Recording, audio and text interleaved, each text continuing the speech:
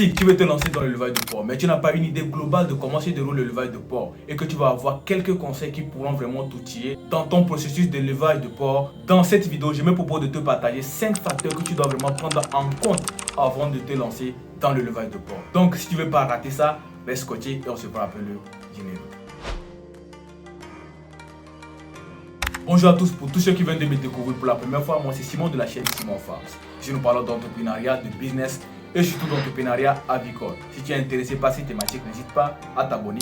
Clique surtout sur la cloche de notification pour ne pas manquer les prochaines vidéos que nous allons publier sur cette magnifique chaîne YouTube. Si tu as un projet d'élevage de porc mais tu n'as pas une idée précise de comment procéder, dans cette vidéo je vais te donner 5 facteurs que tu dois vraiment considérer avant de te lancer dans l'élevage de porc.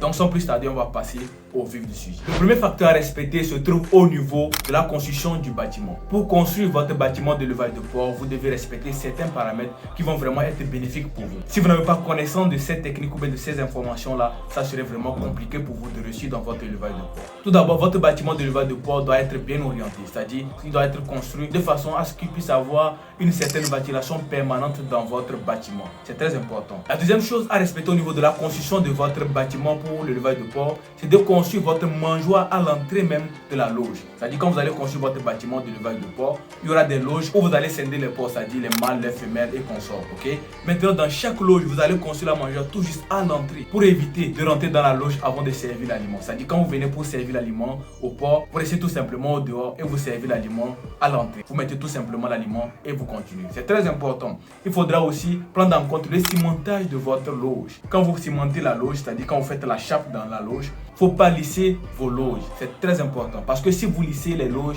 ça peut créer des déboîtements à vos porcs. Avec les saletés, les moisissures, ça peut glisser les porcs et vous allez avoir des déboîtements au niveau de vos porcs. Et dans la construction de vos loges pour vos porcs, il faudra aussi prévoir une certaine pente pour permettre l'évacuation des urines et tout ce qui est comme eau usée dans vos loges. Ce qui va limiter le contact entre les humains et les porcs. Parce que les humains peuvent être transmetteurs de maladies. Ils peuvent prendre des maladies au dehors et l'amener dans les loges. Donc, pour limiter vraiment l'accès aux loges pour les porcs, il faut prévoir une pente. Quand ils urinent, ça sort tout simplement. Donc, vous êtes d'accord avec moi qu'il faudra mettre un peu de moyens dans la construction de vos loges pour les porcs. Pour l'élevage de porcs, il n'y a pas d'amusement. Il faut vraiment construire les choses qui respectent les normes.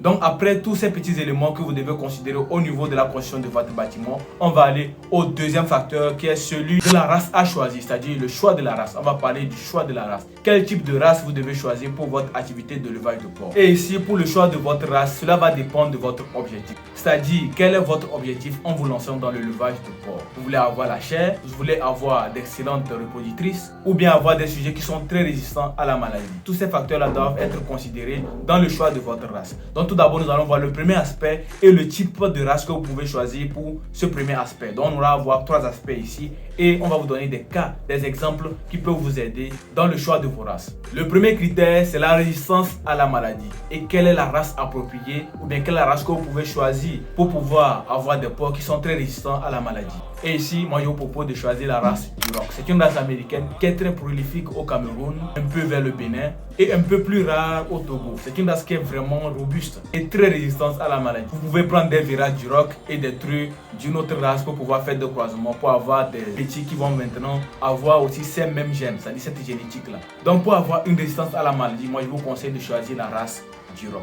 Donc ça c'est le premier critère. On va aller maintenant au deuxième critère qui est beaucoup de porcelets. Le deuxième critère, si vous voulez avoir beaucoup de porcelets, il y a aussi une race que vous pouvez adopter et faire des croisements pour vraiment être sûr d'avoir beaucoup de porcelets par la suite. Et ici je vous conseille de choisir la race Neymar. Et cette race est vraiment adaptée à ceux qui veulent être naisseurs. Je vous ai parlé dans une précédente vidéo des business que vous pouvez lancer dans l'élevage de porc. Vous pouvez être engraisseur ou bien naisseur. Donc ceux qui sont spécialisés dans la naissance des porcelets, c'est-à-dire vous allez avoir des porcelets que vous allez engraisser un peu et les revendre par la suite. C'est-à-dire vous n'allez pas conduire les porcelets depuis la naissance jusqu'à maturité. Non, à un moment donné vous allez les revendre. C'est une race adaptée pour vous parce que vous allez avoir beaucoup de petits avec cette race. Donc le deuxième critère se trouve au niveau du nombre de petits. Maintenant on va parler du troisième critère qui est aussi très important. Si vous voulez avoir une bonne chair, c'est-à-dire si vous voulez avoir beaucoup de chair au niveau de vos porcs, il y a aussi une race adaptée pour cela. Et je vous conseille de choisir la large white. C'est une race qui est vraiment très prolifique au niveau du Cameroun. Parce que quand on parle de l'élevage de porc, je pense que les Camerounais font du très bon travail.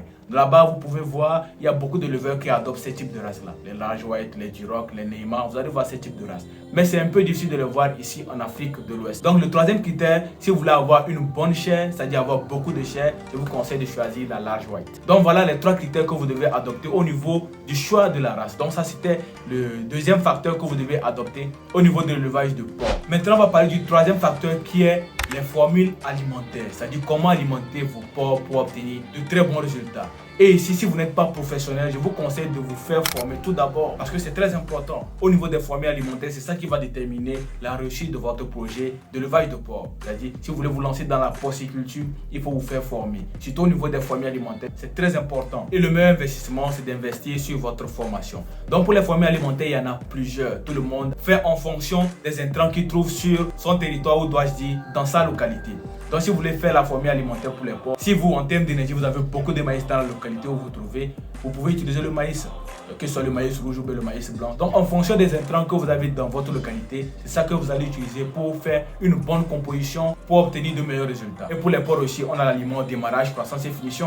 C'est la même chose aussi comme on le fait au niveau de l'élevage de poulet. Mais les proportions et consorts, c'est un peu différent. Si vous voulez que j'aborde ce sujet sur les formules alimentaires pour les porcs, vous pouvez me dire ça en commentaire et je ferai plus de vidéos dans ce sens-là. Maintenant, on va parler du quatrième facteur aussi qui est très important. C'est le mode d'écoulement, les amis. On ne cessera jamais de le dire. C'est bien de produire, mais c'est encore mieux de savoir vendre. Donc si vous produisez, vous ne savez pas vendre, les amis, vous ne serez jamais rentable, vous n'allez jamais rentabiliser. Pour qu'il y ait rentabilité, il faut vendre, dégager le coût de production et garder le reste. Donc c'est ça qui fait votre rentabilité. Donc il faut savoir vendre. Maintenant, quel est votre mode d'écoulement? Si vous voulez créer des points d'abattage de vos porcs, il faudra aussi prévoir la stratégie avant de lancer votre projet.